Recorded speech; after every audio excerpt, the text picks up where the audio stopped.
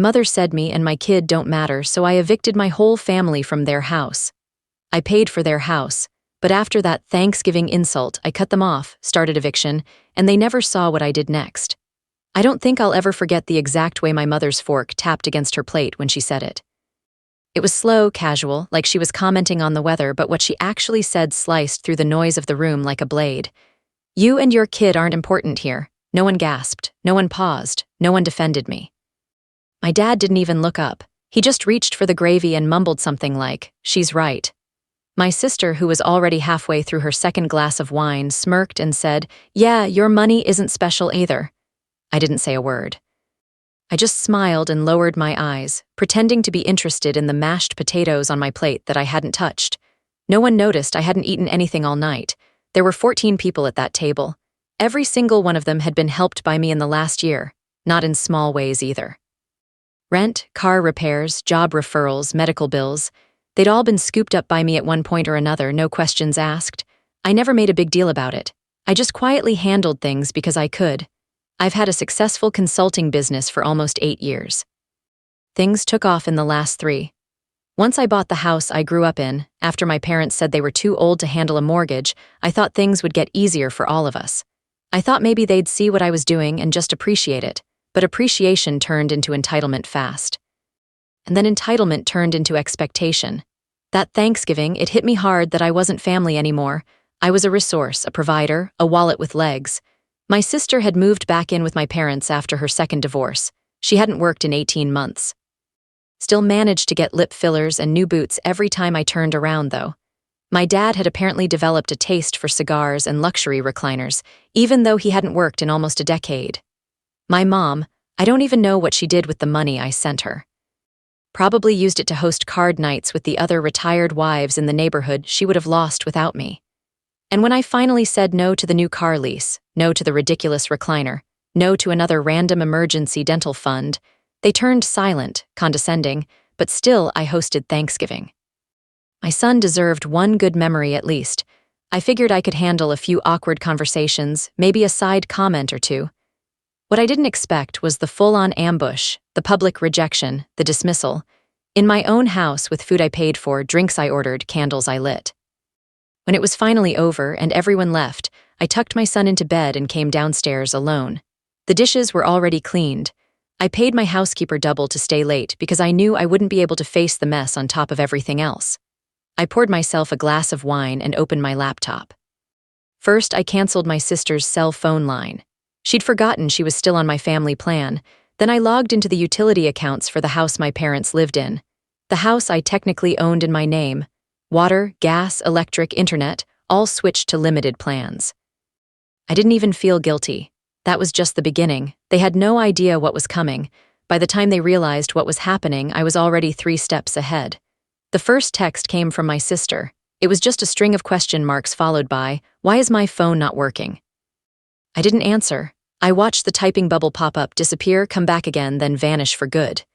The next morning, my dad called me from the landline. That one still worked for now. He didn't ask how I was doing, didn't ask if anything was wrong. He just said the internet was down and the thermostat was acting weird. It was late November. Cold had already settled in. I told him to call the utility company, then I hung up. 2 hours later, I got a call from the property manager. That was part of what they never realized. I never just gave them the house. I bought it under an LLC with my name on every document. I let them live there rent-free, paid every bill, covered every repair. They'd gotten so used to it, they thought it belonged to them. It didn't, so I called in the favor I'd been holding on to for years. I asked the property manager to begin preparing the house for a new tenant. Nothing fast, no eviction notices or anything ugly. Just quiet steps, notices of inspection, notices of reappraisal. Let the pressure start to build. The week after Thanksgiving, I blocked my sister on everything. Phone, text, social media. She posted something vague on Facebook about betrayal, about how some people only help so they can take it all away. A few mutuals liked it. I didn't care. My mom sent a Christmas card in the mail. No message, no photo of the family, just a single line in her handwriting. "We hope you come to your senses." It arrived the same day I removed their access to my Amazon Prime account. For years, they used it like it was their own personal concierge. Cleaning supplies, toiletries, random garbage at 2 a.m. I used to joke about it, not anymore. I could feel it shifting fully quietly. They hadn't felt the full hit yet, but the cracks were forming. They were used to comfort, to convenience, to unlimited favors. But now things were clicking off one by one, and I hadn't even touched the bank accounts yet. See, they never knew how much I really controlled because I never made a scene about it. I didn't brag. I just solved things, paid off balances, set up autopay for their insurance, sent quiet money transfers when they hinted hard enough. That was about to end too. I had meetings lined up with my accountant. The auto payments were scheduled to expire in less than 2 weeks. I wanted everything off my books before the new year. And while I knew they'd scream, send guilt-laced texts, maybe even try to show up at my house, I also knew something else. They weren't used to fending for themselves anymore. They'd forgotten how. The funny thing is, I hadn't even planned on revenge, not at first.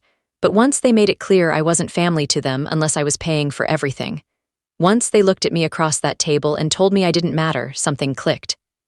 They thought they could embarrass me and I'd keep writing checks. They didn't know me at all. 2 weeks after Thanksgiving, my sister showed up at my office. I work in a secured building downtown. Glass elevators, keycard access, concierge at the front desk. Not the kind of place you just stroll into, but she'd waited outside, standing in the cold in a coat that looked more expensive than her car. She waved through the glass like this was some casual pop-in. I could have ignored her. I should have, but part of me wanted to hear what she'd say. She didn't waste time. She wanted to know why her phone didn't work, why she couldn't access the gas bill portal, why Mom and Dad were freaking out about the real estate guy who was asking questions about the house. Then she said it. "You're making a scene, Amanda. This is embarrassing." That was the moment I realized just how delusional they all were. I hadn't even raised my voice. I hadn't posted anything. I hadn't made a single public move. But in their world, the absence of support was an act of aggression. Me pulling away silently was worse than any outburst because they couldn't spin it. They couldn't twist it into drama if there was nothing to fight against. I told her it was done. All of it. No more bills, no more extras, no more phone plans, no more lifelines. She rolled her eyes and said, "Fine, you'll come crawling back, you always do." She left just as casually as she arrived, like she thought she'd won something, but I wasn't crawling anywhere. That night, I removed the last link. I had still been paying my parents' health insurance premiums. Expensive ones, too, because my dad had pre-existing conditions and my mom refused anything with a high deductible. It was the one thing I'd been holding off on. Not anymore. They had until the end of the month, then they'd be on their own. I even included a typed letter. Polite, final, I mailed it the next day. By Christmas Eve, I got the call I knew was coming. "Who's my mom?" Her voice was flat, like she was reading off a script she didn't believe in. She said they forgave me, that this family doesn't give up on each other. That everyone makes mistakes and they were willing to move past this. I didn't answer. I just listened. Then she asked if I'd be coming over for Christmas dinner, said they'd already bought a small ham just in case. I told her we had other plans and that was it. We spent Christmas in a cabin I rented upstate. Just me and my son. Firewood, hot cocoa, snow falling outside the windows. No drama, no guilt, no fake smiles over ham and wine I paid for. It was the first peaceful Christmas I'd had since before I made my first 6 figures. And while my son slept that night, curled up in flannel sheets with a half-eaten candy cane in his hand, I sat by the fire and realized something important. They were still waiting for the storm for the moment when I'd crack and come running back to make it all better. But what they didn't understand was this was the storm, and I was just getting started. January hit hard for them anyway. The temperature dropped below freezing during the second week. I knew because my sister posted about it on her Instagram story, along with a blurry shot of the thermostat flashing an error code, something about the furnace acting up. I could tell she didn't want to ask for help directly, but she was baiting for it. Just vague enough to invite sympathy, just pitiful enough to make someone feel responsible. Not me. That week I got a call from the HOA connected to the neighborhood my parents lived in. Apparently their driveway hadn't been shoveled and the garbage bins had been sitting out for 5 days. They wanted to issue a fine to the property owner. I told them to go ahead. Felt strange at first, being this detached. I'd spent years jumping at every minor inconvenience they faced. I used to send grocery deliveries if there was a snowstorm. I used to Venmo money for medicine without them even asking. I used to handle everything. Now I was watching their mess pile up and I wasn't even flinching. Then something happened I didn't expect. My accountant flagged a strange payment from one of my personal accounts. A wire transfer to a rental furniture company in my name, 10 grand. I thought it was a mistake until I called the company and got the address the furniture had been delivered to. It was my parents' house, new couches, a giant TV, decorative shelves. I was stunned. I didn't remember signing off on anything. But then I remembered 3 years ago during one of my mom's emergency renovations. I'd given her limited access to a secondary card on my account strictly for materials and contractor fees. I'd forgotten to cancel it. They'd never used it since until now. They'd gone and ordered everything they wanted for their new year, new living room setup, assuming I'd either not notice or just accept it. That's when something clicked inside me, something final. It wasn't just entitlement, it was theft. So I did what they never expected. I scheduled a full pickup and repossession with the furniture company, told them the card had been used fraudulently. They were understanding. Apparently, this kind of thing happens more than people think. The items were marked for pickup within 72 hours. Then I called the insurance company. I'd been paying the homeowner's policy on the house. It included contents, meaning everything inside was technically protected under my name.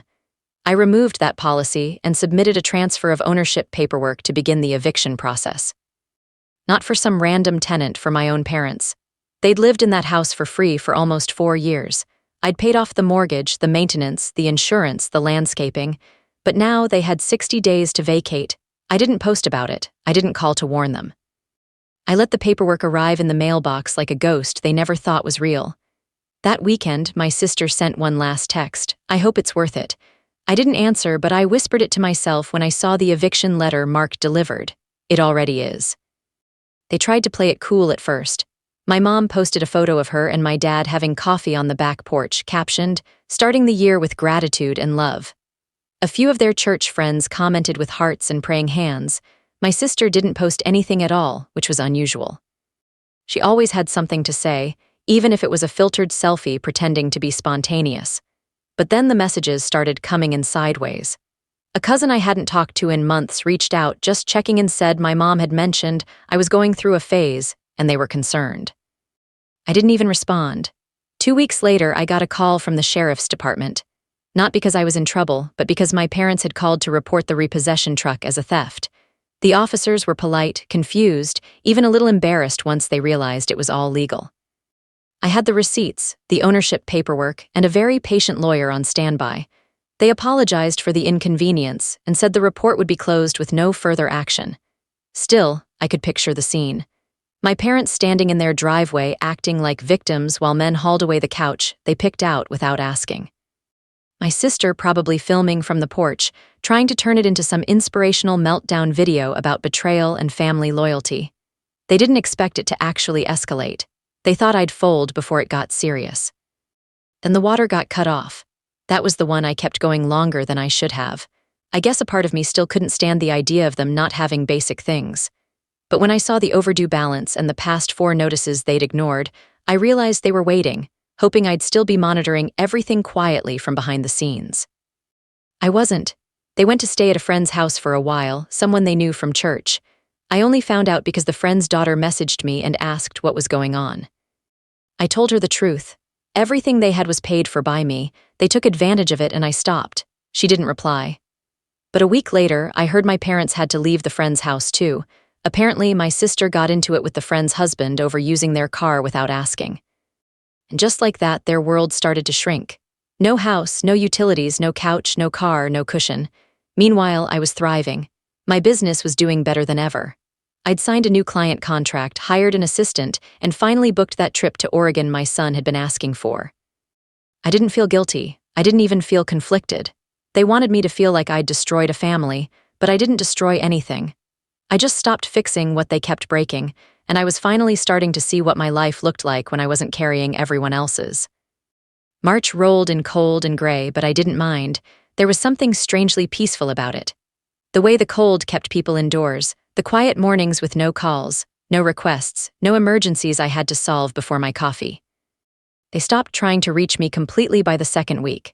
No texts, no calls from blocked numbers, no fake apologies, just silence. I didn't realize how much noise they added to my life until it was gone. The fake crises, the manipulations disguised as conversations, the guilt wrapped in gratitude. For the first time in years, I could hear myself think, and what I thought was, I don't miss them, not even a little. They weren't homeless, not yet. They had options. My mom had a sister out in Ohio. My dad still had his pension if he ever bothered to manage it properly. My sister could have gotten a job like the rest of us, but they wouldn't. That was never how they operated. They were too proud to admit they needed help too. Word got around the extended family. Some of the aunts and uncles reached out cautiously, politely. They'd heard rumors, wanted to hear my side. I gave them the truth, plain and simple. I paid for everything. They took advantage. I stopped. Some backed off, others nodded silently on the phone. One uncle said he respected it. That was the closest thing I got to support. By April, I heard they were living in a cheap rental on the edge of town. No lawn, no backyard, no Sunday brunches with friends. My sister had taken a part-time job at a vape shop. My dad started doing deliveries for a pharmacy. My mom still hadn't spoken to me since Christmas. And me, I was doing better than ever. My son was thriving. His grades were up. He smiled more, and he stopped asking when we'd see Grandma and Grandpa again.